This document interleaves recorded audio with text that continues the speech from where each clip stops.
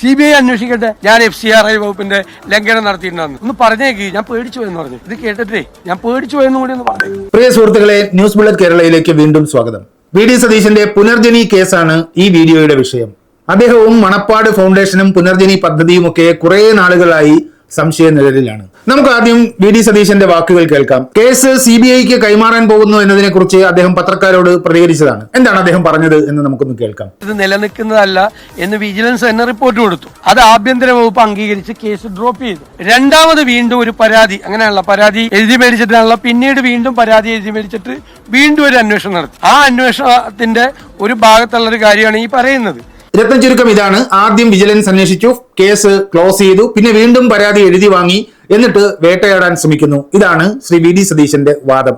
ഈ വാദം ശരിയാണോ എന്നാണ് നാം ഇവിടെ പരിശോധിക്കുന്നത്. അങ്ങനെ LDF ഗവൺമെന്റ് അദ്ദേഹത്തെ മനഃപൂർവ്വമായി വേട്ടയാടാൻ ശ്രമിക്കുകയാണോ? അക്കാര്യം നമുക്ക് പരിശോധിക്കാം. നാം ഇപ്പോൾ സ്ക്രീനിൽ കാണുന്നത് 2011 ഒക്ടോബർ 27 കേന്ദ്ര ആഭ്യന്തര മന്ത്രാലയം പുറപ്പെടുവിച്ച ഒരു ഗസറ്റ് നോട്ടിഫിക്കേഷൻ ആണ്. എന്താണ് ആ ഗസറ്റ് നോട്ടിഫിക്കേഷനിൽ പറയുന്നത്?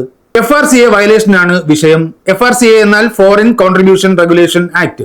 വിദേശത്ത് നിന്ന് അനുമതിയില്ലാതെ നിയമവിരുദ്ധമായി പണം സംഭാവന സ്വീകരിച്ചുവെന്ന് ആക്ഷേപമോ പരാതിയോ ഉയർന്നാൽ ആ ഉയരുന്ന തുക 1 കോടിക്ക് താഴെയാണെങ്കിൽ സംസ്ഥാന അന്വേഷണ സംഘങ്ങളും 1 കോടിക്ക് മുകളിലാണെങ്കിൽ സെൻട്രൽ ബ്യൂറോ ഓഫ് ഇൻവെസ്റ്റിഗേഷനുമാണ് അന്വേഷണം നടത്തേണ്ടത്. അതാണ് ഈ നോട്ടിഫിക്കേഷനിൽ പറയുന്നത്. ഇത് UPA ഗവൺമെന്റ് ഇറക്കിയ നോട്ടിഫിക്കേഷനാണ്. ഈ നോട്ടിഫിക്കേഷൻ മനസ്സിൽ വെച്ചുകൊണ്ട് വേണം നാം പുനർജനി കേസ്, ഈ പരാതി എങ്ങനെ വിജിലൻസിലെത്തി, ഇതെങ്ങനെ CBIക്ക് കൈമാറുന്നു എന്ന വിഷയം പരിശോധിക്കേണ്ടത്. ഈ കേസിലെ പരാതിക്കാരൻ കഴിഞ്ഞ ദിവസം ടെലിവിഷൻ ചാനലുകളിൽ ചർച്ചയിൽ പ്രത്യക്ഷപ്പെട്ടിരുന്നു. ജെയ്സൺ പനിക്കുളങ്ങര എന്ന പൗരനാണ് ഈ കേസിലെ പരാതിക്കാരൻ. അദ്ദേഹം ആദ്യം പരാതി നൽകിയത് സംസ്ഥാന വിജിലൻസിനാണോ? അല്ല. VD സതീശനെതിരെ ഈ കേസിലെ അന്വേഷണം വൈകുന്നതിനെതിരെ ജെയ്സൺ കേരള ഹൈക്കോടതിയെ സമീപിച്ചിരുന്നു. ആ കേസിൽ 2020 ഡിസംബർ 9 അന്നത്തെ ചീഫ് ജസ്റ്റിസ് S മണികുമാറും ജസ്റ്റിസ് ഷാജി P ചാലിയും ഉൾപ്പെട്ട ഡിവിഷൻ ബെഞ്ച് പുറപ്പെടുവിച്ച വിധിയിലെ ഒരു പരാമർശം ഇവിടെ പ്രസക്തമാണ്. നോക്കൂ, 2020 ജൂലൈ 20 ജെയ്സൺ പരാതി സമർപ്പിച്ചത് CBIക്കാണ്, വിജിലൻസിനല്ല.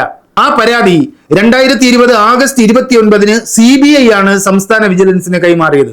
എന്തായിരുന്നു പരാതിക്കാരന്റെ ആവശ്യം? VD സതീശൻ വിദേശത്ത് നിന്ന് 500 പൗണ്ട് പിരിച്ചു.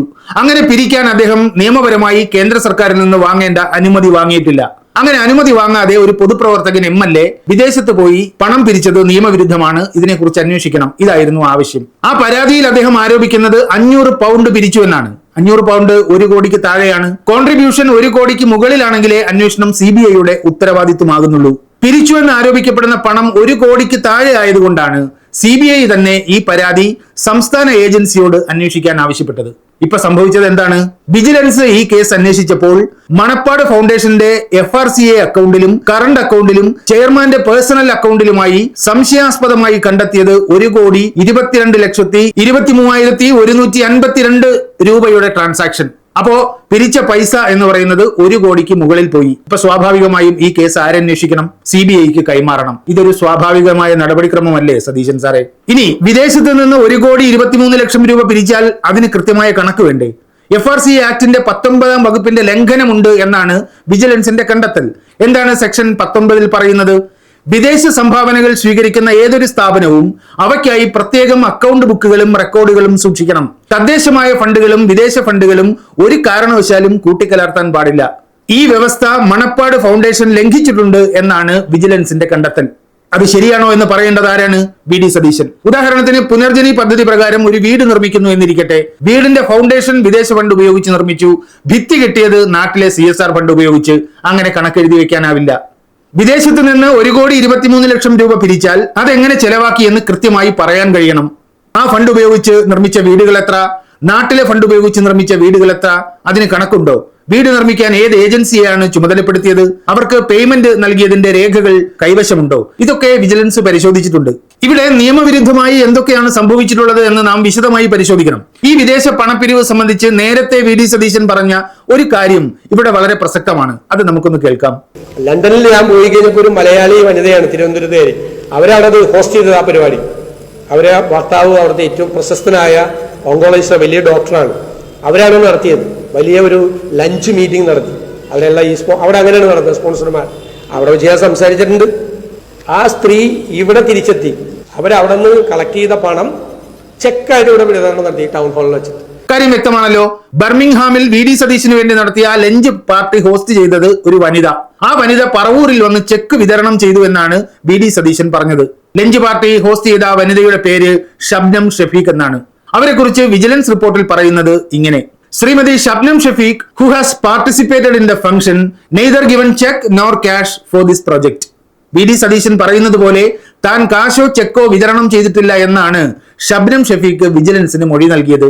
അപ്പോ VD സതീശൻ ഈ കാര്യത്തിൽ പറഞ്ഞത് നുണയല്ലേ? ഇനി ബർമിംഗ്ഹാമിൽ സതീശൻ നടത്തിയ ആ പ്രസംഗം നമുക്ക് വീണ്ടും ഒന്ന് പരിശോധിക്കാം. On the table, 10 people are there. You are helping 5 families. I am going to give 5 sewing machines to 5 families. They lost their sewing machine. When they get the sewing machine, they can start their life. Actually, you are helping around the table. You are helping 5 families. When you are raising 500 pounds, that will help 5 families. നോക്കൂ, എന്താണ് ബർമിംഗ്ഹാമിലെ ആ lunch പാർട്ടിയിൽ പങ്കെടുത്ത സ്പോൺസർമാരോട് തനിക്കറിയാവുന്ന ഇംഗ്ലീഷിൽ VD Satheesan പറഞ്ഞത്? പറവൂരിൽ അർഹരായ കുടുംബങ്ങൾക്ക് തയ്യൽ മെഷീൻ വാങ്ങാനാണ് നിങ്ങളുടെ സംഭാവന ഉപയോഗിക്കുക. ഇതാണ് അദ്ദേഹം അവിടെ പറഞ്ഞത്. തർക്കമില്ലല്ലോ. പക്ഷേ ഈ തയ്യൽ മെഷീൻ വാങ്ങി നൽകിയതാരാണ്? BPCL. അവരുടെ CSR ഫണ്ടിൽ നിന്ന് നൽകിയ 31,20,000 രൂപ ഉപയോഗിച്ചാണ് തയ്യൽ മെഷീൻ വാങ്ങി നൽകിയത് എന്ന് വിജിലൻസ് റിപ്പോർട്ടിൽ വ്യക്തമായി പറയുന്നു. ഇത് FRCA ആക്ട് സെക്ഷൻ 8 ലംഘനമല്ലേ? ആ സെക്ഷൻ പ്രകാരം ഏത് ആവശ്യത്തിനാണോ വിദേശത്ത് നിന്ന് ഫണ്ട് സ്വീകരിക്കുന്നത് ആ ആവശ്യത്തിന് തന്നെ ഫണ്ട് ഉപയോഗിക്കണം. തയ്യൽ മെഷീൻ വാങ്ങാൻ ഫണ്ട് പിരിച്ചാൽ ആ പണം കൊണ്ട് തയ്യൽ മെഷീനേ വാങ്ങാവൂ, തയ്ക്കാനിരിക്കുന്ന കസേര വാങ്ങാനാവില്ല. ഇതൊക്കെ ഈ രാജ്യത്തെ നിയമമാണ് മിസ്റ്റർ VD സതീശൻ. വിദേശത്ത് നിന്ന് സമാഹരിക്കുന്ന ഫണ്ട് മറ്റ് വ്യക്തികൾക്കോ സംഘടനകൾക്കോ നിയമപ്രകാരം കൈമാറാനാവില്ല. അങ്ങനെ ഒരു നിയമം നമ്മുടെ നാട്ടിൽ ഉള്ളപ്പോഴാണ് വിദേശത്ത് നിന്ന് സമാഹരിച്ച പണം ചെക്ക് വഴി ഒരു NRI വനിത ഇവിടെ വിതരണം നടത്തിയെന്ന് VD സതീശൻ അവകാശപ്പെട്ടത്. നിയമപരമായി അത് സാധ്യമല്ല. അങ്ങനെ ചെയ്താൽ ചെയ്തവർ അന്വേഷണ പരിധിയിൽ വരും.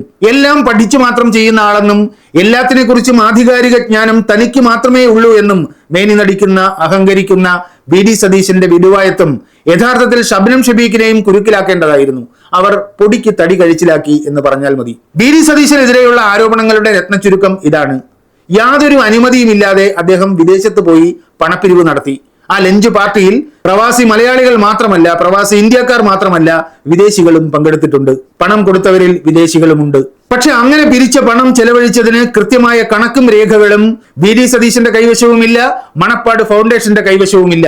പുനർജനി പദ്ധതി പ്രകാരം എത്ര വീട് വെച്ചു, ആ വീടുകൾക്ക് എത്ര ചെലവ് വന്നു, ആരാണ് ആ നിർമ്മാണ പ്രവർത്തനം നടത്തിയത്, അവർക്ക് പുനർജനിയാണോ മണപ്പാട് ഫൗണ്ടേഷനാണോ പണം നൽകിയത്, അതിൽ വിദേശത്ത് നിന്ന് സമാഹരിച്ച പൈസ എത്ര വീടുകൾക്ക് വേണ്ടി ഉപയോഗിച്ചിട്ടുണ്ട്, സ്വദേശത്ത് നിന്ന് പിരിച്ച പണം എത്ര വീടുകളുടെ നിർമ്മാണത്തിന് ഉപയോഗിച്ചിട്ടുണ്ട്. ഈ ചോദ്യങ്ങളൊക്കെ കഴിഞ്ഞ് എത്രയോ കാലമായി നമ്മുടെ പൊതുസമൂഹത്തിൽ ഉയരുന്നുണ്ട്.